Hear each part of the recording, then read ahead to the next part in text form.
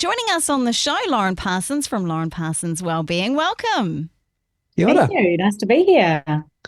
Lauren, the power of reflection. Where do we start with this? Look, if I may, it's sometimes interesting to think about this because there's a lot going on in our world. There's a lot of noise. We're being told a lot of things. So how do we use this opportunity to think about what we reflect on to make a difference? Yeah, well, this is really key. And I talk to a lot of people, a lot of leaders about this when I'm working on, workplace wellbeing. And I often share the story that around our home we have a lot of native bush, and there are a lot of keriru, which I love, a native wood pigeon, and they just fly over and they do this amazing thing where they often fly almost vertical and then just pause in the air for a moment and hover, and then they swoop off with this amazing acceleration.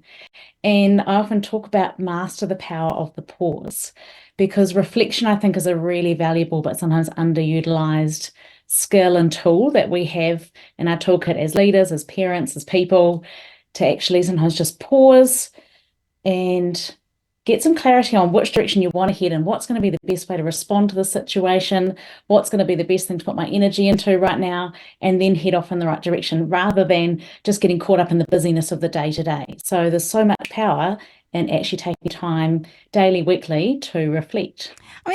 Reflection is such an interesting word because it can encompass so many different things. You can reflect on the past and things that happen, like reflecting, thinking on things like, what's happened in your day. But you can also, as you were saying, reflect on things coming up. So how do we use this tool, I guess you could say, of reflection to help us in our day to day? And maybe, when do we find time in our day to do this? Is there a good time?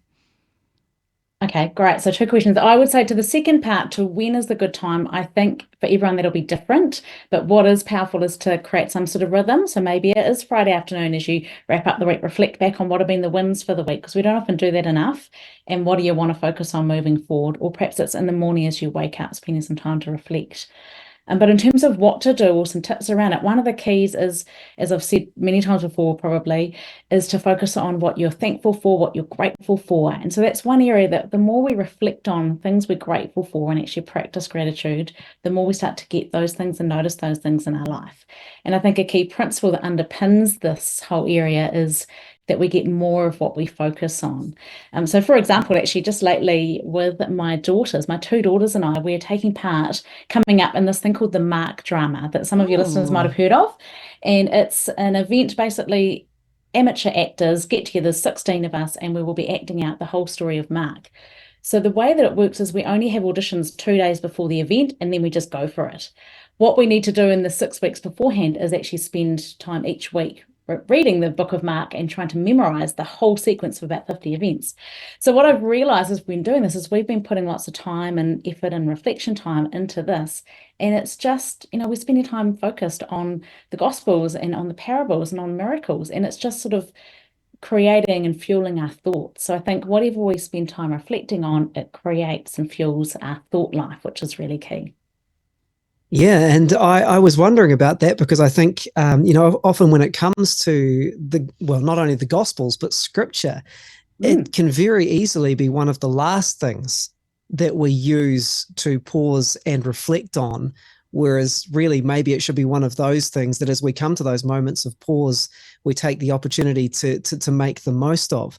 But one thing occurs to me too, when it comes to pausing, you talk about it being an intentional thing, but I guess if you're also in a situation where maybe you've been forced to pause and you haven't necessarily wanted to, it's also a good opportunity to, instead of getting frustrated with that, would that also be an opportunity to use that time?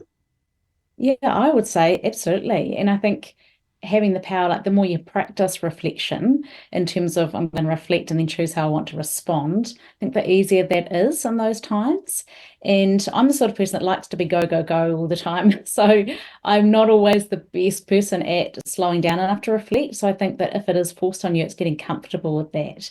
And as I say, just finding moments in your day to reflect on the things that are good and that are worthy and all of those things and the things that you're thankful for. And the more you focus on the good in your life, the more that you protect your brain and the messages that are coming, and by choosing what you want to listen to. Obviously, your listeners are converts because they're listening to Rhema, which is wonderful.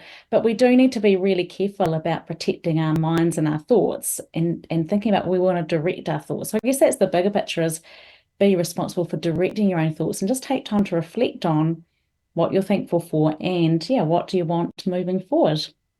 I mean, it just sounds so intentional and, quite a biblical way to live as well. Lauren, thank you so much for joining us on the show this afternoon. Very much appreciate your time. Of course, people can check out what you do at the website laurenparsonswellbeing.com. Thank you so much. Thanks for joining us on Rhema. Now, if you found value in today's content, hit that like button. And if you haven't already, consider subscribing to our channel with the subscribe button. This really helps us to continue to produce more quality content for you.